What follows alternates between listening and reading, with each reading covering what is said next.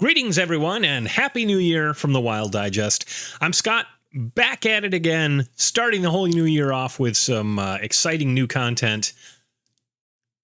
And we're going to be taking a look at some stuff that I got for the holidays, and also a little minor reading update, some new things that I acquired, a little small sack of goodies.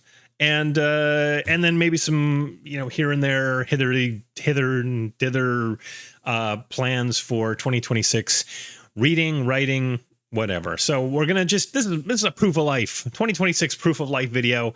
Let's just dive right into it. So as for reading update, things got a little slow over the holidays. I must confess, my December was disappointing. Yes and no. I mean, I did read through a bunch of stuff that I had promised to read. I did post my short story read of the Western story, which I hope some of you watched and enjoyed. It was a lot of fun to put that together. And even though it's not a really great story, I have to admit, but it was one of the ones that sort of stood out as being, I liked the environment, and I thought it had a lot of potential for a dramatic reading. So I do hope you enjoyed it for what it was. I also was able to read a couple other things spotty throughout the month, and I did finally finish The Caves of Steel by Isaac Asimov. I've mentioned before that one of my plans for 2026, going into 2027, who knows? There's a lot of books, is to read all of the books that make up the sort of Robots Foundation Galactic Empire series that Isaac Asimov wrote.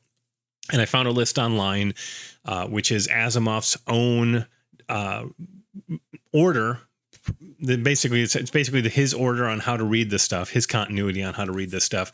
And the first book on that list was I, Robot, which is a collection of short stories, which I have read before. So I just decided to start in with the novels.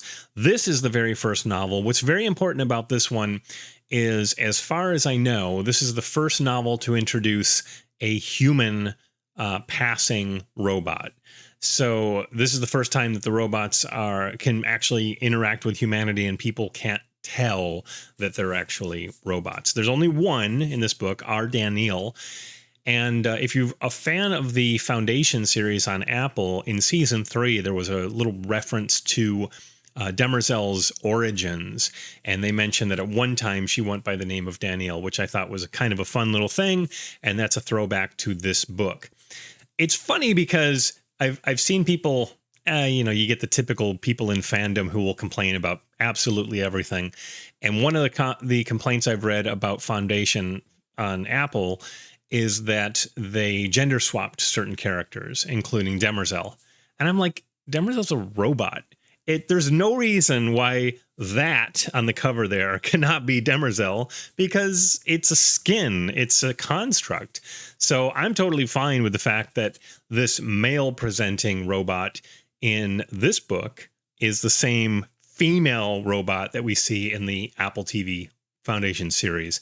Works for me. I dug it. I do have to say that spoiler alert, this is an old book, granted, but spoiler alert, skip ahead a few seconds. They kind of let somebody get away with murder in this book, but there's reasons. So that's an interesting little twist, so to speak. So that was really the last thing I read in 2025. Kind of a good capper for the year, I must say. I am currently reading something that I'm going to show you in just a few minutes, so stick around. Now, as for what I got for the holidays, I did get a couple of books. One will be of less interest to my BookTube exclusive viewers because it's a role-playing game.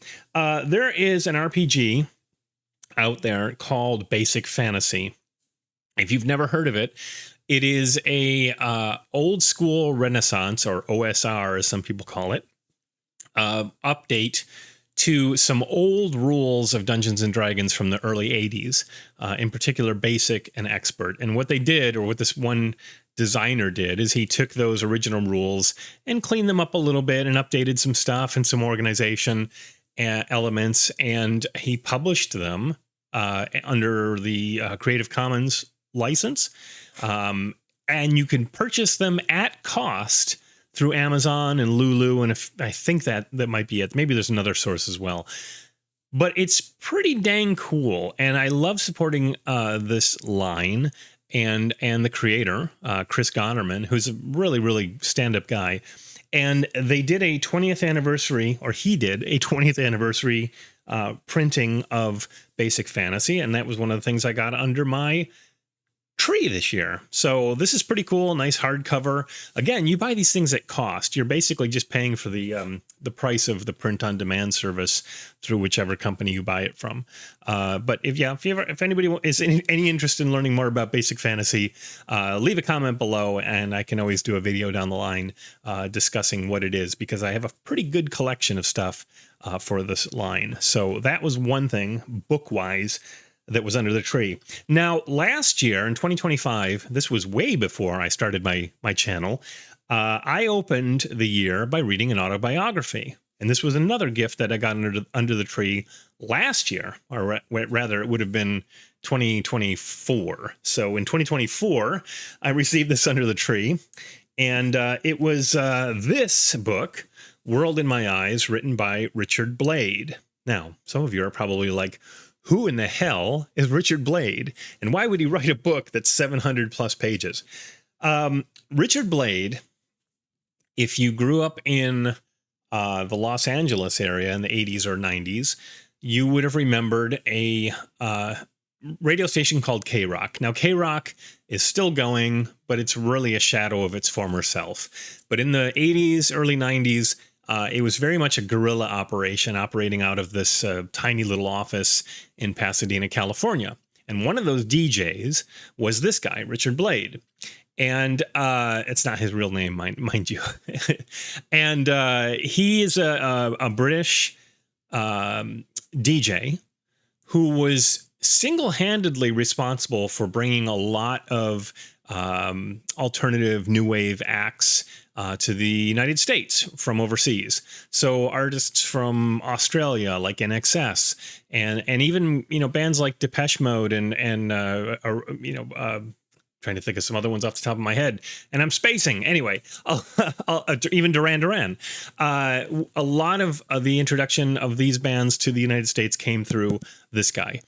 He was the host of a video channel, a locally produced video channel back in the day that was running music videos, which was kind of unheard of. This was sort of almost in the pre-MTV days, or at least congruent with MTV. And then he also appeared occasionally on the show Square Pegs, playing a British DJ. I don't know. Anyway, it was a great book. His ups and downs. He knows a lot of people in the music industry. Some of these stories were great. I really enjoyed it. Lots of pictures in the book. Now, of course, you'll see that. I mean, they're black and white, and they're not in the great quality, but it's a beast, a big chonker of a book. And I read this to start off 2025, enjoyed it immensely. I still listen to Richard. He's a DJ on First Wave on Sirius XM, and First Wave plays 80s new wave. But that was how I started last year. Now, this year, once I finish the book I'm in right now, which you're going to see shortly, I'm going to start off reading another autobiography, and this one came under the tree this year. And it was Becoming Superman by J. Michael Straczynski. And for those of you, few of you, I would assume, who don't know the name J. Michael Straczynski, he was the creator of Babylon 5. He wrote and co-created Sense8 on Netflix, the new Twilight Zone, or at least one of the iterations of the new Twilight Zone. He's written tons and tons of comics, a lot of Marvel stuff, Spider-Man, Thor, a few others. He wrote one of the Thor movies. The guy's been all over the place. He's written a lot of stuff. He also used to host the Hour 25 science fiction interview show in the 80s here in Los Angeles on KPFK.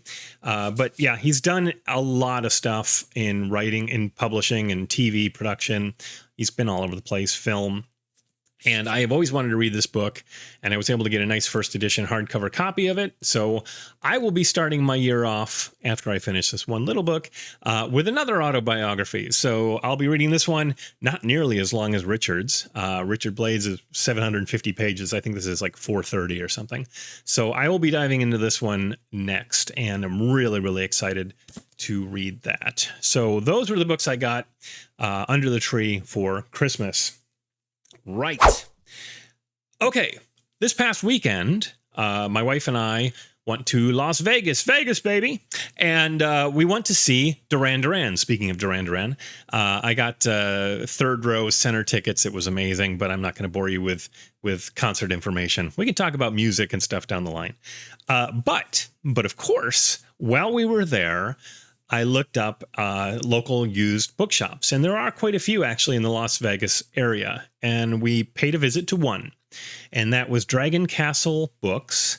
It's located in a suburb, a little strip mall just outside of Vegas. I don't know, it's about 7 miles or something, or maybe less than that. And I have to say, and I mentioned this in a little post I did about some books, that there were a couple caveats. Mostly, I really, really enjoyed this store. I thought it was terrific. It was organized. It was well presented. It had a nice feel, but there were a couple of negatives, and I'll get to that in a moment. But I walked out with 6 books. I really wish I could have walked out with more, but well, we'll just get right to it. One of the main reasons I didn't walk out with more books was because they were pretty expensive. The inventory was incredibly impressive. Shelf after shelf after shelf. Almost every author I was interested in was well represented. And they also had a large horror section, a very good sized Western section, which I steered clear of because I've got like 30 Westerns on the shelf that still need to be read, tie-ins, and of course a really, really impressive science fiction fantasy section. The problem is that the cheapest books I could find on their shelves were about $3, $3.50. That was the cheapest. And then they went up from there. And a lot of them were clearly researched collector's prices. Like somebody sat down and went on eBay and started pricing the books based on sales or something like that, or Abe or whatever. So you would find, like in the horror section, what was it? The Books from Hell line, all those titles, they were $12 and up. I think I saw a $25 one there, a $50 one. In bags, but still just on the shelf alongside the other beat up paperbacks. And that's the other issue too, is that some of the ones that were priced really high weren't in the greatest condition either. But the sheer volume of books was impressive, to say the least. So I found a lot of stuff I really wish I could have bought, but I didn't want to walk out with 20 books and a wallet that was $150 lighter, because that would have been probably about the amount we would be looking at. So I was a little disappointed in the pricing. The other issue I had with it was the science fiction, the room. It was like sort of to the right when you'd go in the door. The room that had all the sci-fi books in it. Oh, I said sci-fi. Oh, we don't talk skiffy. That had all the science fiction books in it was underlit. Now, I don't know if there were lights out, if lights hadn't been switched on or what, but the lower shelves in particular were very, very difficult to see. And on top of that, I have these glasses, which I wear for computer use, for shopping, whatever. And then I have a pair of readers, which I use obviously for up close, for actually reading my books. Well, I brought my readers. I left these in the hotel room, and so I couldn't see particularly well, on top of the fact that the lighting was piss poor in the science fiction section. So I missed out on a lot of the stuff that was on those shelves because it was just too difficult. Like I would have to get down on my hands and knees and look close to the books in the dark. It was a mess. So that was a little disappointing, but I did find some interesting stuff, and I'll just go through it really, really quickly and completely at random. I'm just pulling these out of the bag. So first one here is I spotted a pan science fiction spine leaping out at me on the shelf, and I've heard very, very mixed reviews of this particular book, but I do like getting the pan silver lozenges. So I grabbed this Richard Cooper clone, and you can see it's in very, very nice condition. Of course, my camera is going to be crap today, but there it is, clone, and really, really nice shape. This one, I'm going to be honest and above board on these prices, just so you know. This one was $6. Now, okay, the condition's great and all, but I think that's a little excessive for a paperback. But dumb old me, I went ahead and grabbed it, mainly because of it being a pan lozenge. All right, next. So I know a lot of you are fans of C.L. Moore. As am I. I've read a couple of C.L. Moore books and really enjoyed them. One of the books I have on my shelf over here is a pristine bagged copy of the Doomsday Morning, rather, from 1957, Avon Squat paperback. I totally forgot I had that particular book, and I saw C.L. Moore on the shelf, and this one wasn't priced very high, so I did grab Doomsday Morning, but it's a much later printing. I think this is the 60s or 70s. Oh God, 68. Is that right? 68.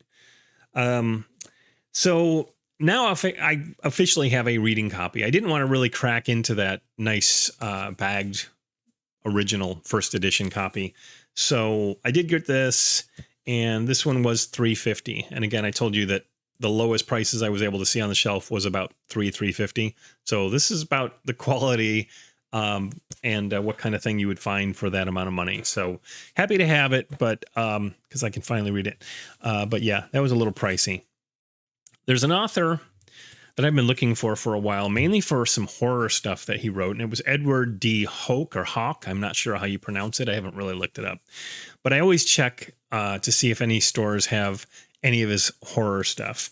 But they did have one of his science fiction books, and it's the Transvection Machine by Edward Hoke. Why is my camera just crap today? Take a look. Hey, look, that came in nice. And then it just gave up. It's like, whatever. The Transvection Machine sounds interesting. First initial vibe I got was I don't know. It's almost like it's not really in any way similar, but it sounds like there's a murder mystery with some high tech in a world. Well, it's kind of weird because Caves of Steel is a murder mystery. So, and I was thinking along the lines of like The Demolished Man by Alfred Bester, but not really. I don't know. For some reason, that was just sort of the similar type of genre, perhaps. But in this case, it sounds like a murder mystery having something to do with Star Trek transporters. Literally. If you read the opening page, Washington to Calcutta in a fraction of a second. That's how fast Vander Defoe's amazing Transvection machine could take people places. It disassembled them at one end, transmitted them like radio waves, and put them back together at their destination. Transportation would never be the same again. Now, funny, I mean, this was written in the 70s, 1971. So someone was watching Star Trek and thought, well, no one's ever going to watch that show ever again, so why don't I base a whole novel about it? So anyway, maybe this was his idea for a Star Trek story. I don't know. We'll see what happens. Edward Hawk, The Transvection Machine. Oh, price. $3.50. Okay, DAWs. So if you've seen my Show Me Your DAWs video, I can link it below if I remember. I have a growing collection of DAW books, and for the most part, when I pick up a DAW at a local bookshop, I look for something that's in really, really nice condition, and stuff that sounds interesting, authors that I like to collect, things along those lines. Very rarely will I pick up a DAW that's not in the greatest of shape, and I am guilty as charged with this particular volume. But I've not seen this on the shelf at a local bookshop, so I figured I would go ahead and grab it, even though it was frickin' $5. But I have to suppress my rage about the prices because I do like supporting independent bookshops. I mean, they need all the help they can get right now, so I guess I'm okay with making a donation by making these purchases, but it's still kind of enraging. I would have bought a lot more books. Anyway, so when I was looking through the anthologies and collections, I spotted Hecate's Children. See if I can zoom that one in. Camera, why are you being so awful today? I'm not even gonna worry about it. Hecate's Children, along the lines of like Amazon's The Ebes did their video about recently. This is edited by Susan Schwartz. Most of the authors are women. There is one exception that I see, Charles Saunders. There might be somebody else in here as well. But yeah, a nice collection of 13 stories of the world of witches. And it's got Andre Norton, C.J. Cherry, Catherine Kurtz, Tanith Lee, Jane Yolen, a whole bunch of others. So, and it's number 469 for those of you watching at home. Anyway, if you're interested in collecting that. Hecate's Children, Daw. Speaking of Daw, you'll remember a few videos back, I picked up a copy of one of the Jalav Amazon books by Sharon Green. And that one that I bought was number 2. I don't have any of the other volumes. I think she did 5 or 6 of them, and 3, correct me if I'm wrong, 3 of them were Daw Yellow Spines. I have the one, I say one, it's volume 2. I have volume 2, Daw Yellow Spine, and now I have a really, really pristine copy of volume 3, Chosen of Mida by Sharon Green. My apologies about the camera. It's being a douche today. Okay, so anyway, this is number 577. You can see we're getting really high up in the Daw Yellow Spines at this point, and that is why the, I don't know, last 2 or even 3 volumes in this series were released after the Yellow Spine concept was retired. This particular bookshop did have those other volumes, but they were in really, really rough shape. And because this one was a Yellow Spine and in great shape, I thought I'd go ahead, spend the money, and add it to my collection. This one was $4, so that's fine. I'm okay with that. And then last but not least, no, it's last, was the book I'm currently reading. If you saw my A Sword of Lancor video review that I posted a while back, that was a fun one. You should watch it. One of the co-authors of that volume also went by the name of Larry Maddock, and he wrote 4 books called The Agent of T.E.R.R.A. T.E.R.R.A. Yeah. And I knew very, very little about it, but what I had read inspired me to want to track them down and read them, because I think the Sword of Lancor was competently written. I still think it was kind of a fun book. I did find book 4 at the Iliad bookshop a few weeks ago, and I grabbed that because it was in excellent condition. And I thought, you know what, I'm just going to get this, but I'm not going to read these until I can get the other 3 volumes. Well, Dragon Castle had all 4 of them. The only one that was the only 2 that were in good shape were number 4, which I already had, and number 1, which is not in the best shape. I would call it very good, but I did finally pick up Agent of T.E.R.R.A. number 1. Whoop, get that reflection off there. The Flying Saucer Gambit. And I started reading it. I'm only like 25 pages into it, and I'm enjoying it immensely. It is, what's interesting is that T.E.R.R.A. is a time travel organization. And if you saw one of my, I did a role-playing game video a while back talking about covers of role-playing games. And one of the games I discussed was one called Time Master that was published in the 80s. And in that game, you play agents of an organization called Time Corps. And you, of course, go back in time, and you've got, portable time machines, and you're trying to fight renegades who are messing with the timeline and an alien race and all this other kind of fun stuff. Well, this is very similar to that concept. Not to say it's not the only one that's done that. I also have the books that were written by Simon Hawke. He did a whole series of time travel books as well, which kind of have a similar idea. But this one has been fun so far. The main character, Hannibal Fortune, I believe he is our Agent of T.E.R.R.A. And in this book, at least, he has a symbiote changeling partner named Webley, who's pretty hysterical. So it has a lot of humor to be expected of a 1966 time travel agent book. And of course, one with the title, The Flying Saucer Gambit, with little green men inside a flying saucer. I'm looking forward to finishing this, and we'll see where we go. If I find 2 and 3 soon, I will roll right into those, but I'm not going to order them. These are again ones if I find them casually while I'm shopping, I will definitely add them to my collection, but I'm not going to go out of my way to track them down. And that's it. 6 books. And like I say, I would have walked out with a hell of a lot more had the prices been a little bit better. So I will say that if you're in Las Vegas, I think you absolutely should visit Dragon Castle Games. But you're just go in knowing that the prices are high. If you're fine with that, load up, go home with a bag of books. But I couldn't really see doing that at that time. Oh yeah, I did want to mention this. So I looked in the young adult and middle grade books. I think Brian from Bad Taste will appreciate this. And they had some Goosebumps books. I didn't buy any. But then I spotted the 2 Shivers books on the shelf. Shivers was sort of another of many Goosebumps knockoffs that popped out in the 90s. And I've got a couple of the Shivers books, and they're fun reads. And I saw 2 that I did not have, and I was pretty excited to see them on the shelf. And I went over and I grabbed them. They were priced at like $10 or $12 each. So those went right back on the shelf. I don't know if those particular ones are worth that much, but I certainly was not going to spend that just to get 2 middle grade 90s horror novels. I skipped that, but yeah, there's a couple Shivers books on the shelf if you want to go and get those. So that is it. That brings us up to date. Some new acquisitions.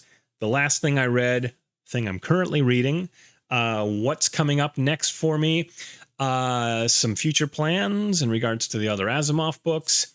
There is a reading event coming up, and I'm hoping to be a part of it, but I've had some trouble trying to get coordinated with that. So we'll see what happens there. And yes, ladies and gentlemen, I have reached out to Jake about submitting something for Weird Frequencies 2, and I'm working on that at the moment, and it's really creepy and disturbing, and I don't like it. So, I mean, I like it, but it makes me feel uncomfortable writing it. I hope you'll enjoy it. Hopefully it'll see the light of day. If it doesn't pop up in the book, I'll release it somehow, but that should be a fun little short story. So I'm working on that at the moment as well, along with 2 other big writing projects that are contractually due in the next few months. So it's going to be a busy 2026. But until my next video, because I have some other stuff coming up, including a review of Cinema and Sorcery, not a review, but an overview of the creation and writing of Cinema and Sorcery, a book I co-authored. That's coming up, and a few other things, hopefully very, very soon. But until then, thank you so much for watching. Like, subscribe, and all that kind of nonsense, and I will see you in the next video.